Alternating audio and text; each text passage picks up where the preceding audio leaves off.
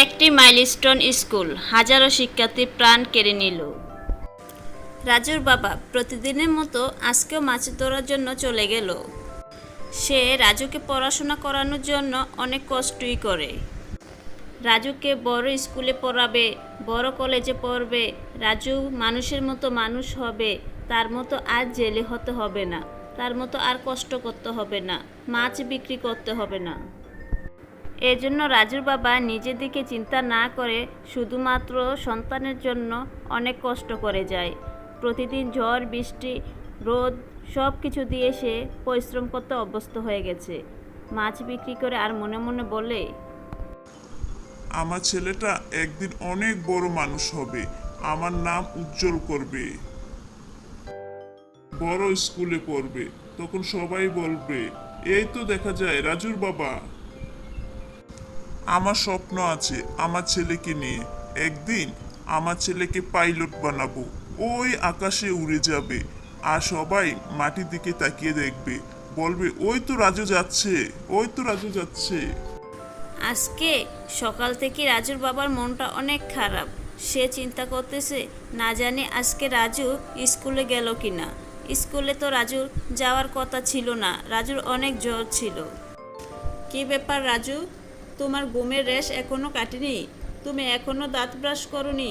তুমি কখন রেডি হবে, কখন স্কুলে যাবে? আজ দুদিন হয় তুমি স্কুলে যাও না, আজকে কিন্তু তোমার স্কুল যেতেই হবে। আমি আর কোনো বাহানা শুনতে চাই না। তুমি আজকে দুদিন হয় কোনো হোমওয়ার্ক করছো না, সামনে পরীক্ষা, মনে আছে?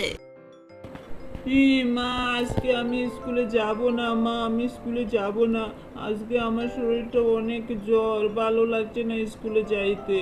আজকে তুমি আমাকে বকাঝকা করো না মা, ভালো লাগছে না তো যাইতে। আমি আজকে স্কুলে যাব না। না না রাজু, এসব কথা বলো না। আজকে তোমাকে স্কুলে যেতে হবে। তুমি কি বলছো? জ্বর জ্বর বলে আজকে দুদিন হয় তুমি স্কুলে যাও না। যদি আজকে না যাও তোমাকে স্কুলে জরিমানা দিতে হবে। মা, কি হয়েছে? তুমি একটু ম্যামকে বলে দিও ফোন করে। আমি আজকে স্কুলে যাব না। আজকে আমার শরীরটা একদম খারাপ লাগছে, একদম ভালো লাগছে না মা, বিশ্বাস করো। রাজু, আমাকে রাগাবে না বলছি। আজকে তোমাকে স্কুলে যেতেই হবে। তুমি কি বলছো বারবার? স্কুলে যাবে না, স্কুলে যাবে না, এটা কোনো কথা? তোমার সামনে পরীক্ষা চলে এসেছে না? তুমি কি কিছুই তো পারো না। ঠিক আছে ঠিক আছে, যাচ্ছি স্কুলে। তোমাদের যন্ত্রণায় একটা দিন বাড়িতেও থাকতে পারি না। আমার খুব জ্বর ছিল, ভেবেছিলাম আজকে স্কুলে যাব না। না, তুমি সেই বকাঝকা শুরুই করে দিলে। যাচ্ছি স্কুলে। তারপর রাজু স্কুলে চলে গেল। মায়ের উপর রাগ করে কিছুই খাইল না, একদম না খেয়েই সে স্কুলে চলে গেল। রাজুর স্কুলের নাম মাইলস্টোন স্কুল অ্যান্ড কলেজ। হঠাৎ করে কোথায় থেকে যেন একটা বিমান উড়ে আসলো, আর সেই রাজুর স্কুলে সেই বিমানটা লেগে গেল। বিমানে অনেক আগুন লেগে গেল, অজরে অনেকগুলো প্রাণ ঝরে গেল। রাজু একদম আহত অবস্থায় রাজুর বাবা খুঁজে পেল। হাই হাই হাই হাই, এ কি হয়ে গেল বাবা আমার? রাজু, রাজু, রাজু, আমি কিভাবে বাঁচাবো রাজুকে, কিভাবে বাঁচাবো? রাজুর বাবা, আমি রাজুর ম্যাম, আপনার রাজুকে নিয়ে এসেছি। আসুন তাড়াতাড়ি হাসপাতালে নিয়ে যাই, না হয় রাজুকে আমরা বাঁচাতে পারবো না। রাজুর সারা শরীরে আগুন লেগে একদম দগ্ধ হয়ে গেছে। আসুন, দেরি না করে তাড়াতাড়ি হাসপাতালে নিয়ে যাই। দ্রুত কেউ একটা অ্যাম্বুলেন্স খবর দাও, একটা অ্যাম্বুলেন্স নিয়ে আসতে বলো এখনই। আমাদের এই স্কুলে অনেকগুলো বাচ্চা মরে যাচ্ছে। কেউ আমাদের বাঁচাও, কেউ আমাদের বাঁচাও, আমাদের বাচ্চাগুলোকে বাঁচাও। আমাদের বাচ্চাগুলো আগুনে পুড়ে জ্বলছে গেছে। পানি দাও, স্কুলে পানি দাও, সবগুলো বাচ্চা মরে যাচ্ছে। এখন আমি কি করব? কেউ একটু আসো, আমাদের সাহায্য করো। ম্যাম, রাজুকে এখনই আমার কাছে দেন, একটা অ্যাম্বুলেন্স খবর দিয়েছে, অ্যাম্বুলেন্স দিয়ে নিয়ে যাচ্ছে। তারপর অ্যাম্বুলেন্স করে রাজুকে হাসপাতালে নিয়ে গেল।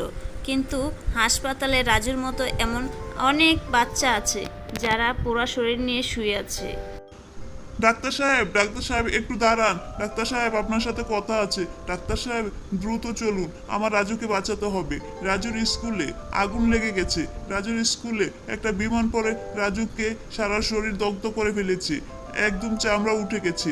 রাজুকে আপনি ছাড়া কেউ বাঁচাতে পারবে না ডাক্তার সাহেব, তাড়াতাড়ি চলুন। রাজু চিকিৎসা আপনি করবেন, তাড়াতাড়ি চলুন ডাক্তার সাহেব, তাড়াতাড়ি চলুন।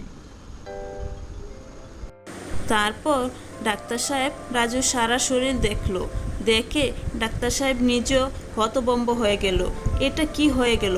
এমন কোমলমতি শিক্ষার্থীদের কিভাবে এমন কাজ হয়ে গেল? ডাক্তারের চোখ দিয়ে অজরে চোখের পানি পড়ল আর ভাবতে থাকলো, আহারে, এই শিক্ষার্থীগুলোই তো আগামী দিনে ভবিষ্যৎ ছিল। কি হয়ে গেল দেশটাতে?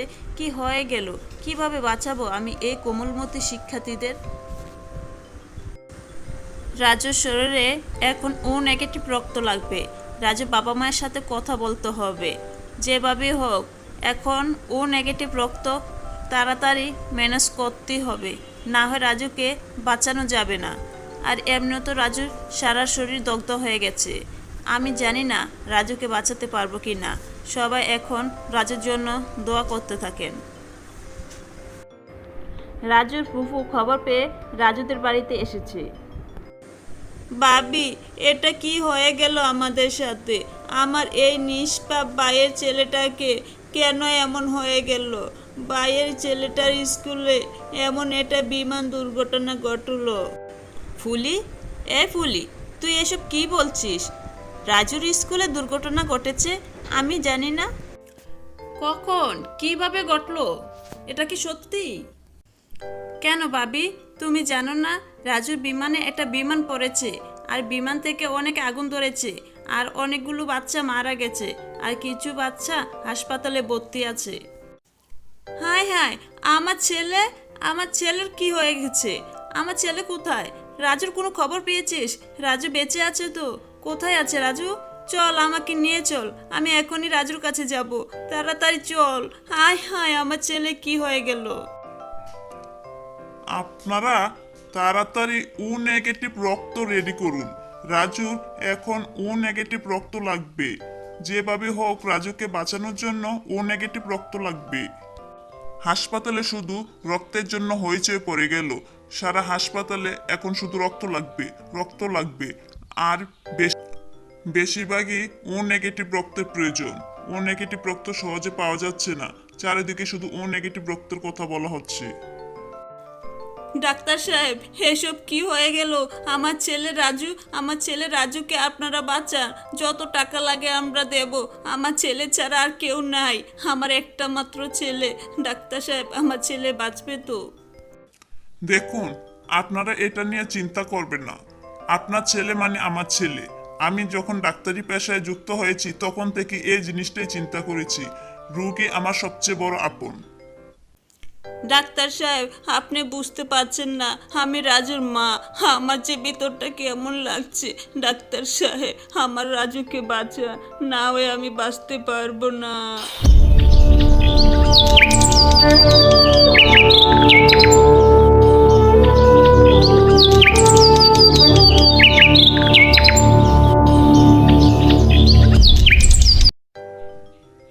রাজুর বাবা, রাজুকে বাঁচানোর জন্য আমি অনেক চেষ্টা করেছি, কিন্তু দুঃখের সাথে জানাচ্ছি যে অনেক চেষ্টা করার পরও আমি রাজুকে বাঁচাতে পারলাম না। রাজু আল্লাহর ডাকে সাড়া দিয়েছে। না না ডাক্তার সাহেব, আপনি আর একটু চেষ্টা করে দেখুন।